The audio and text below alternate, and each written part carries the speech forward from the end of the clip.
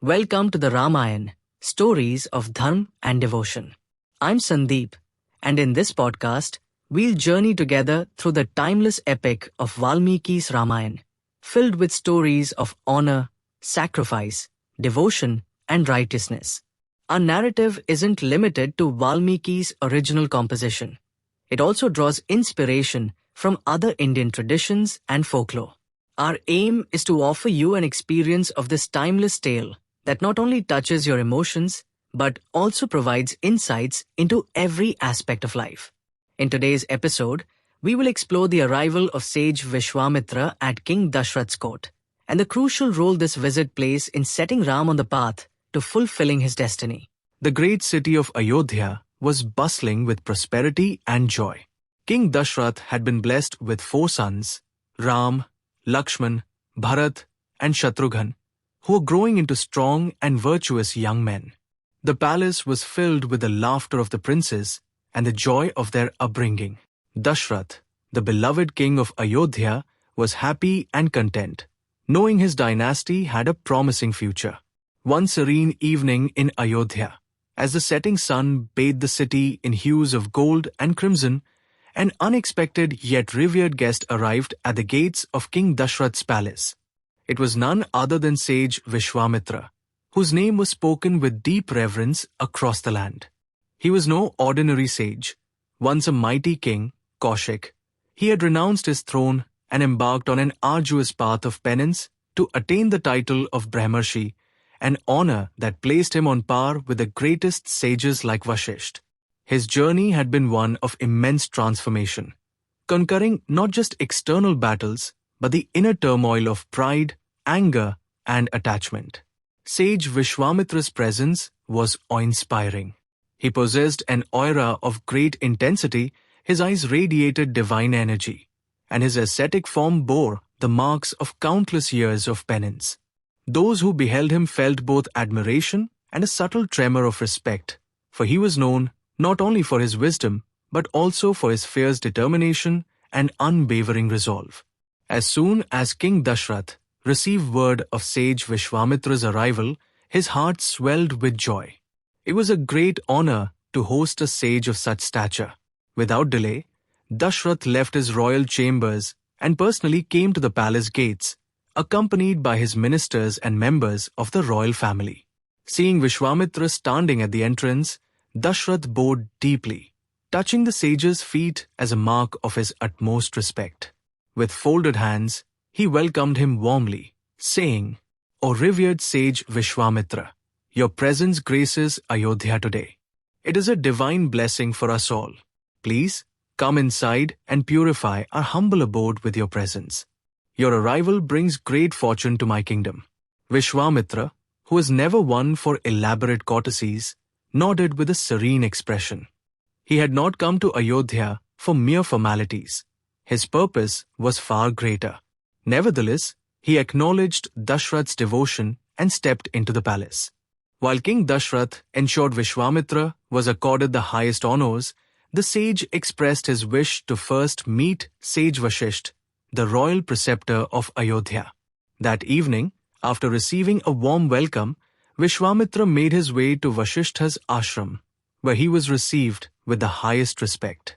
Though their paths had once been filled with rivalry and challenges, over the years, mutual understanding and admiration had replaced any remnants of past conflicts. That night, as the cool breeze rustled through the sacred grove of Vashishtha's hermitage, the two great sages sat together in deep discussion after dinner. Vashisht, seated on a simple mat, smiled warmly and said, "Your arrival in Ayodhya is no ordinary event. Vishwamitra, I sense that something important has brought you here." Vishwamitra's expression grew serious. "Indeed, there's a grave problem, Vashisht. The forests, once the sacred abode of sages and seekers, are no longer safe. Demonic forces have begun disrupting our yagns. The Rakshasas are growing bolder, attacking hermitages, defiling sacred altars, and ensuring that no sage can complete their penance in peace. Their unchecked malice is causing fear and distress. If this continues, the very essence of dharma will be under threat. Vasishtha listened intently, his brows furrowed in concern. He nodded slowly, acknowledging the gravity of the situation. I have heard whispers of such disturbances, Vishwamitra, and I do not deny the seriousness of the matter. But you are no ordinary sage. Your strength rivals the greatest of celestial beings. You have acquired immense power through your tapasya. If you will it, you could destroy these demons yourself. So why have you come here? I sense there's something more important at play. Vishwamitra's eyes gleamed with wisdom as he spoke. You are right, Vasishtha. If I desired, I could annihilate these demons with a mere curse. But this is not about me. It is about preparing the future. It is about preparing Ram. Vasishtha raised an eyebrow, intrigued. Ram? Vishwamitra leaned forward slightly. Yes, I know what you are thinking. If needed, I could have simply destroyed the demons myself with my spiritual powers. But this is not just about eliminating a threat. This is about preparing Ram for what lies ahead. He must step into his dharma, not as a prince, but as the protector of the cosmic order. And Lakshman, I have observed, is deeply connected to him. Their bond is special. Where Ram goes, Lakshman follows, not out of obligation, but out of an unshakable love and devotion. This journey must begin with both of them together. Vasishtha took a deep breath and looked at the night sky. He knew Vishwamitra was right. Ram and Lakshman were destined for greater challenges, and they needed the right guidance. After a moment of contemplation, he said, You speak with great wisdom, Vishwamitra. Indeed, training both Ram and Lakshman under your guidance will be ideal. They will not only learn the ways of warfare, but also the deeper aspects of dharma and cosmic balance. I stand with you in this decision. A sense of mutual understanding and agreement passed between the two sages. They had different paths, different temperaments, yet their vision was now one. Vasishtha finally said, Now we must ensure Dashrath understands this necessity and agrees to send them with you. Vishwamitra's lips curved into a knowing smile. That will be the greatest challenge of all, my friend. Thus, the stage was set. The fate of Ram and Lakshman was about to take a new turn, one that would mark the beginning of their legendary journey. But first, King Dashrath had to be convinced to let his beloved sons leave Ayodhya. The next morning, the grand court of Ayodhya was filled with ministers, advisors, and revered sages, all gathered in anticipation. The court had seen many matters of governance, diplomacy, and war, but today it would witness a conversation that would change the course of history. As Sage Vishwamitra stepped into the assembly, his radiant presence commanded silence. Clad in the simplest of garments, yet exuding an aura of immense power and wisdom, he walked with the confidence of one who had conquered not just the material world, but his own self. His keen eyes met Dashrath's, and though his face bore no anger, it carried the weight of an unshakable resolve. Dashrath, ever the gracious host, stood up and bowed deeply once more. O revered sage Vishwamitra, your presence graces Ayodhya. I am honored that you have come to my humble abode. Please come in and bless us with your divine presence. Vishwamitra took his seat, accepting the hospitality offered by the king.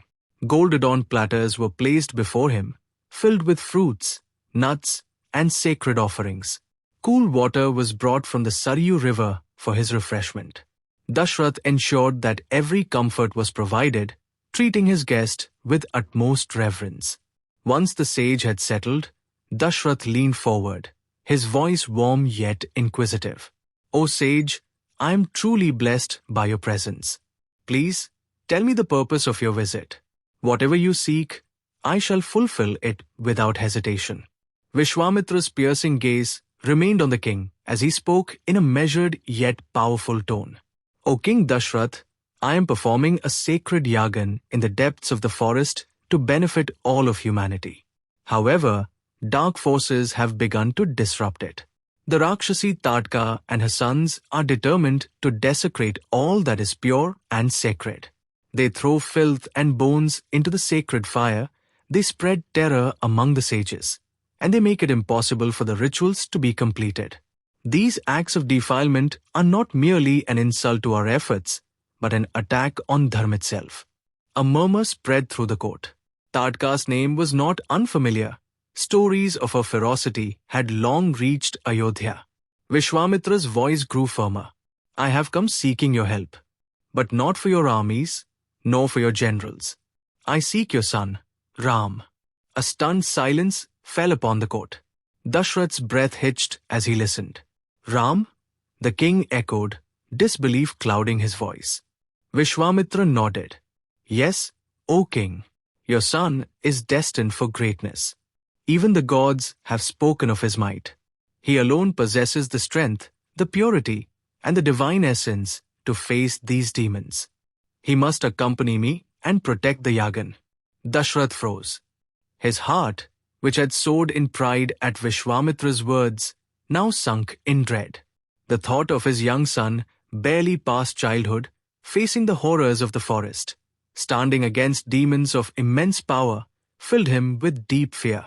He rose from his throne and took a step closer to Vishwamitra. O sage, Ram is but a young boy. He has never faced the hardships of the forest, nor has he encountered the horrors of demons. How can he possibly take on such a task? Dashrath's voice trembled slightly, emotion gripping him. I beg you, please do not ask this of him. Take me instead. I shall personally lead my army and protect your yagn. Or, if you wish, I shall send my greatest warriors. Let them fight these demons on your behalf. But do not take Ram away from me. His plea echoed through the court, and many ministers nodded in agreement.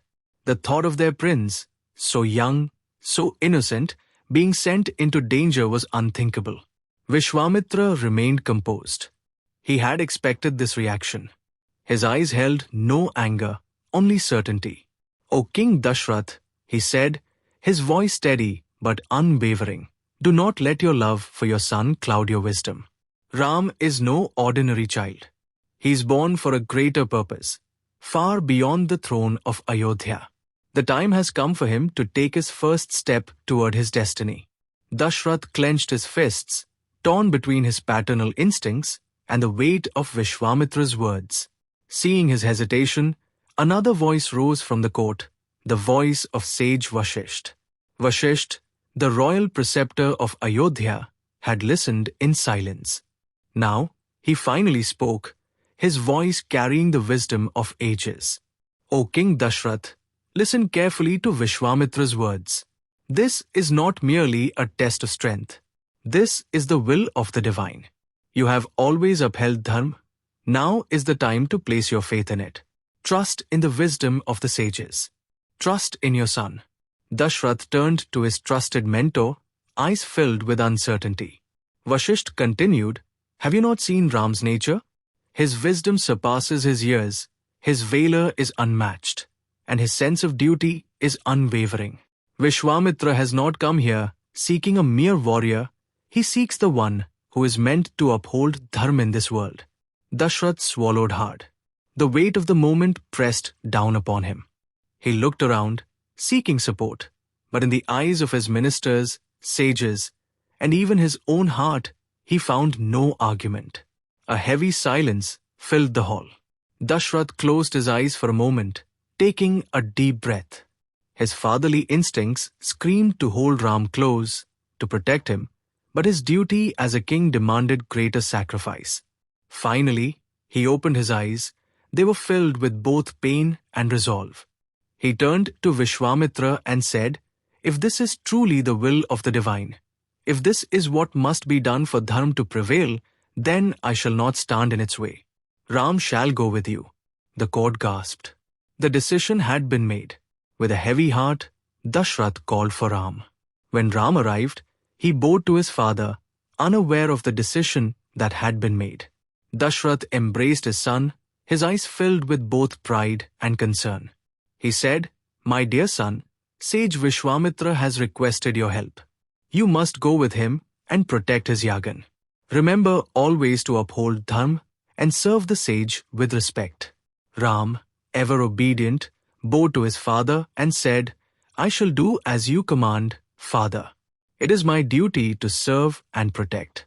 Ram then turned to Vishwamitra and bowed, indicating his readiness to accompany the sage on his journey. As this was happening, Lakshman, who was always by Ram's side, watched with determination. He stepped forward and said, "If my brother Ram is to go, then I shall accompany him. I cannot bear to be separated from him, and I will stand by his side, no matter the danger." Standing tall beside his brother, Lakshman's face was resolute.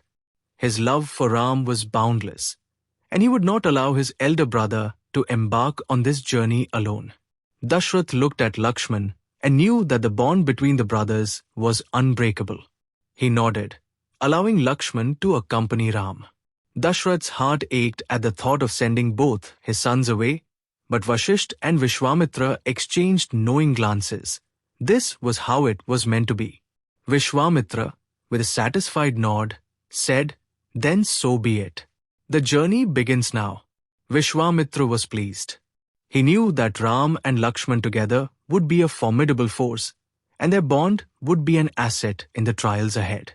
With both princes ready, Vishwamitra blessed them and prepared to leave the palace. Before they departed, Dashrath blessed his sons, his voice filled with emotion. "My dear Ram and Lakshman, uphold dharma in all that you do. Serve sage Vishwamitra with devotion, and may you return safely to Ayodhya." The palace courtyard was filled with the sight of Ram and Lakshman bowing to their father, their mothers, and all the elders present. Their mothers, Kaushalya, Sumitra, and Kaki, watched with pride and anxiety as their beloved sons embarked on their first journey away from home.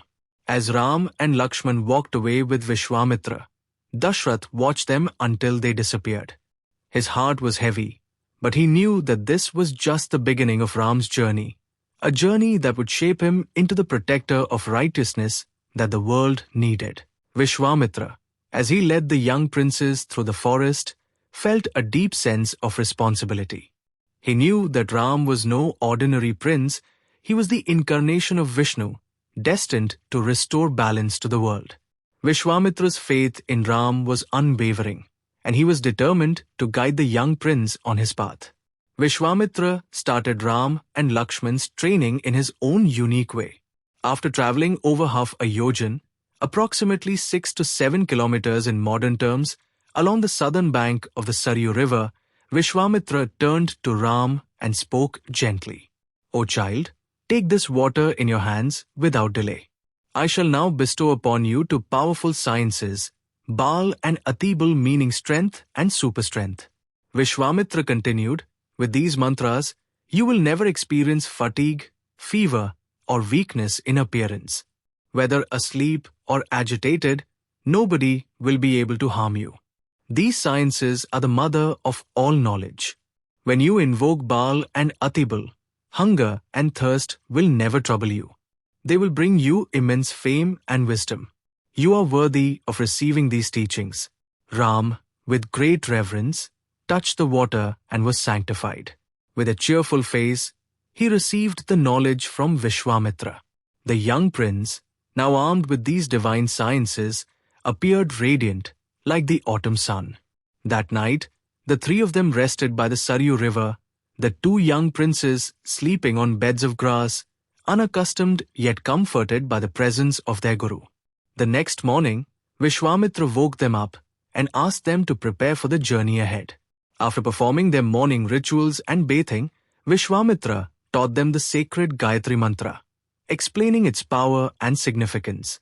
As they journeyed onward, they reached the confluence of the holy Saryu and the divine Ganga. There, they saw a hermitage where ascetics had been performing severe penance for thousands of years. Ram and Lakshman inquired about its history, and Vishwamitra narrated the tale of Kandarp, Kama, the god of love, who had once lived there but was incinerated by Lord Shiva's third eye after disrespecting him. The place, now sacred, was known as Angad's.